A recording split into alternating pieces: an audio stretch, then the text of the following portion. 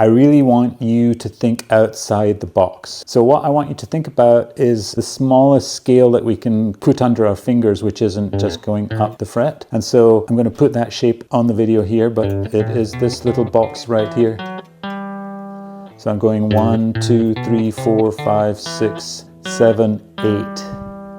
So it's that little major scale shape. 1, 2, 3, 4, 5, 6, 7, 1 again.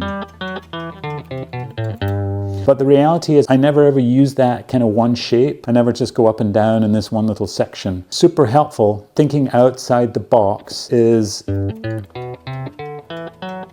there's all I really need to know. I'm going from root to root, and I've got all scale degrees in between there. I can go back here to get the 7. And in general, this is such a great little box because I can use it anywhere. So I gotta start here, 2, 3, 4, 5, 6, 7, 1. Guess what? I can use that box again. And so I've got this little reusable box, which I can, and the only difference right here is I'm just about to cross this B rift right here. So whenever you cross that B rift, you have to move. If you're coming from up here, you have to move 1 forward. So 2, 3, 4, 5, 6, 7, 1 again, and go start here. My same scale box, super helpful scale box. 1, 2, 3, 4, 5. And if I was playing the same scale box and I wasn't at the rift, it would be here, but because it's at the rift, I just go here. And I'm back at 1 again. So I've gone from 1 here to up here. So this is a G, this is a G, this is a G, and it's connected with that one single shape. So back to 1 again, 1, I'm still using this middle finger. So the way I play is I have a finger for each fret, which is kind of standard way. And you start with the middle finger, excuse my middle finger, on the root note, and go 1, 2, 3, 4, 5, 6, 7, back to 1 again. And then I slide up till my root is underneath my middle finger again and do exactly the same box. So that's what I love about this little shape, is that I can use it here, I can use it here, I can use it up here. So I'm going to go from here as far up the fretboard as I can using that shape. So I'm going to start here, G, 1, 2, 3, 4, 5, 6, 7, 1 again. Get the 1 underneath my middle finger. 1, 2, 3, 4, 5. I've got the B rift. So my next one is have to move forward 1 fret. 1 again, and I can slide up till the 1 is underneath my middle finger. Here's my G on the B string. Exactly the same shape. 1, 2, 3, 4, 5, 6, 7. I'm way up here. So I'm way up on the G on the 3rd. It's like this G, but it's slid up as far as it will go. So I can use exactly the same box coming down. So 1, 7, 6, 5, 4, 3, and I'm crossing the G string. So instead of going here, I have to go here. And then I start with my pinky, because when I'm up here, right there. So my pinky's right there. 1, 1, 7, 6, 5, 4, 3, 2, 1. Exactly the same shape. That one shape is taking me across the entire fretboard, and I don't have to think about a box. And it's just a small little thing for you to remember. So my biggest beef with the boxes is you had 5 of them to learn, and you had to learn every single shape. Whereas you only really need to learn one scale box, which is this. Put it underneath my pinky again. There we go. 1, 7, 6, 5, 4, 3, and I can easily just slide back to 1, and I'm back at the G again.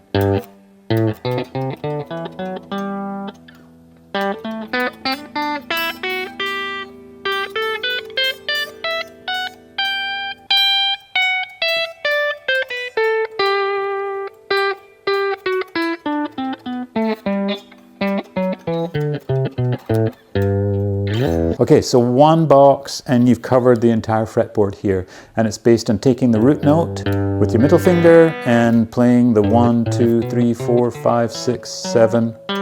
7 notes and then back to 1 again. Okay, so boxes, if you have to learn every single one, there's 5 of them, it's hard to learn, it's hard to deploy. And so think about just having this one scale shape, this major scale shape,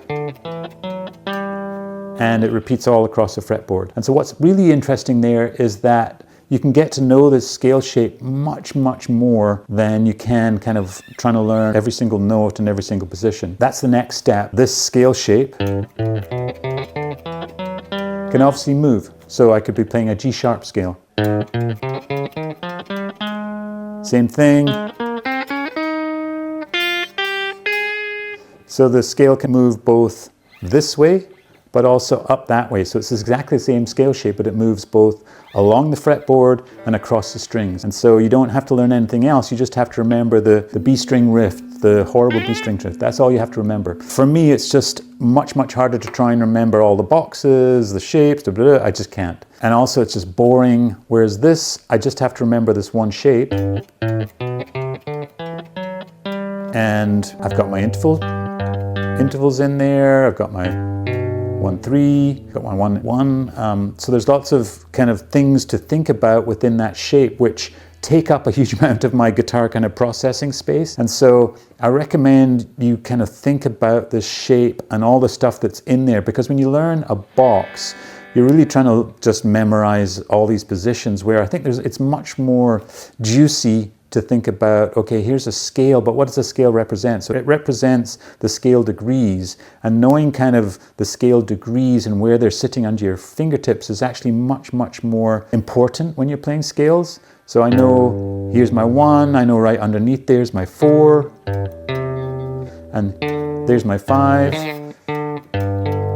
And so just thinking about, there's my 3, there's my 6. It just helps you when you're playing solos, when you're noodling and thinking about chords. So here's my 1 chord, there's my 2, there's my 2 minor, there's my 3 from that scale shape. So it's a minor, there's my 3 minor, there's my 4 major, 5 major, and I go back to here. This is going to be minor, so I'm going to play this chord shape. I don't play that often, but there's my E minor right there. So knowing this tiny little scale box kind of opens up the entire fretboard, makes it super simple because it's just a little morsel of a scale shape. And it repeats. And it repeats and it repeats and it repeats. So that's really helpful. So thinking about what you're playing. So this is the 1. Here's my 1. Just thinking about those numbers in there is so much simpler when you just have that one shape to think about. No matter where you're playing it, there's my 1. I know because I've crossed the B riff that this 1 is no longer here, it's moved up 1. So thinking about the numbers within your scale shape is so much more productive than just trying to memorize one box which crosses the entire strings here. 2 more things. The pentatonic, it sits right within this scale shape. So the pentatonic is 1, 2, 3, you skip the 4, so you don't play that one. 5, 6, you skip the 7, back to the 1 again. So you've only got 5 notes. And interestingly, they're all on the outside of this shape. Start off with the middle finger for my root, but everything else is on the index finger and the pinky. 1, 2, 3, 5, 6, 1. You can do exactly the same pentatonic scale shape, which is based on the one you just learned. So all you're doing is moving a 1 fret forward because of the rift.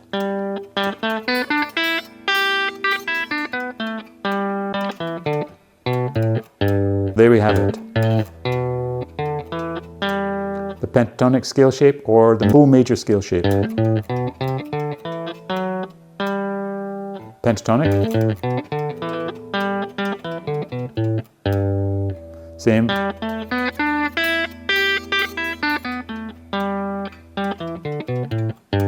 So 1 scale shape gives you both the major, and then just by subtracting the 4 and the 7, you get to the pentatonic. And lastly, I'm going to throw in the minor. So the minor, I'm going to start playing, let's play A sharp,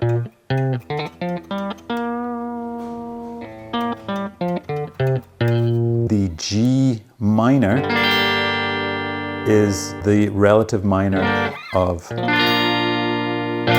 that scale.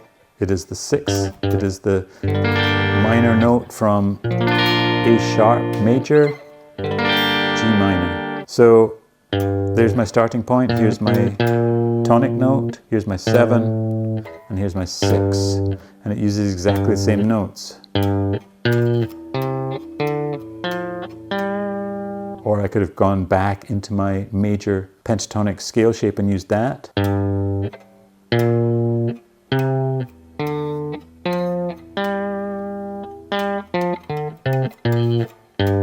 It's exactly the same notes, but you've moved the tonic of the scale to the 6. So here's the 1. There's my 6. Now I'm going to use that as the home note. So I'm going to start there and emphasize it. Same notes that I was just playing.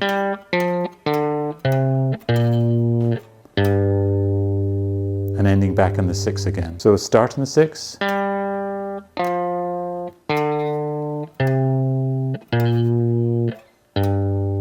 Exactly the same notes, just where you're emphasizing the tonic position of the scale. So here's G. Here's my G major chord, so I'm going to play the G major pentatonic. I started here on the root note. But if I wanted to play the E minor pentatonic, use the same notes but emphasize from the 6.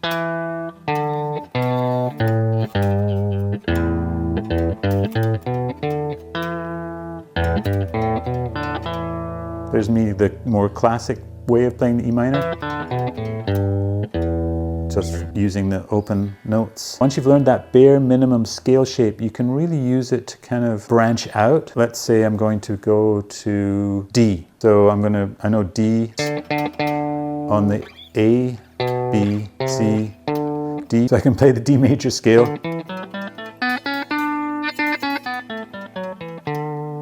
I want to be able to venture out from that space. So I could stay in the same line. I've gone 1, 2, 3. And I know that underneath my 1 is always my 4. So 1, 2, 3, 4. That's why it's really important to kind of just get used to this one shape, because once you get used to that one shape, you can start to see all the connections kind of branching out from that one shape. It's just much harder to try and get a whole box under your fingers and then add the next box under your fingers and then add the next box. Whereas they're all exactly the same shape. There's my D.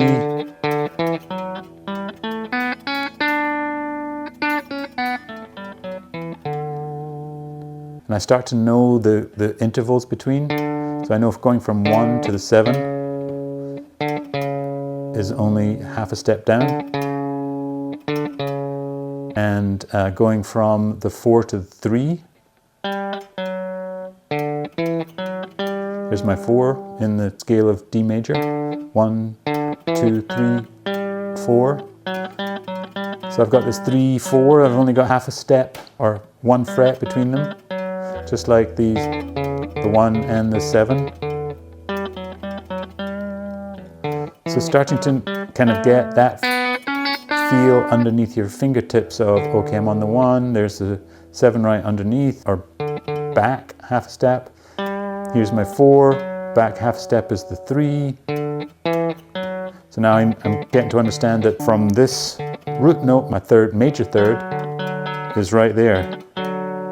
The takeaway for today is what you should really first learn is the shape of this major scale, because it opens up the entire fretboard around one little shape. The only change is when it crosses the B string and you've got that riff there, and so it kind of slides forward or back depending on whether you're going, it slides forward if you're going down the strings and it slides back if you're coming up. And then the minor scale is exactly the same notes as the major, the relative minor. They're just emphasized from the 6, which is the relative minor scale degree. Just super simple, definitely the way to go.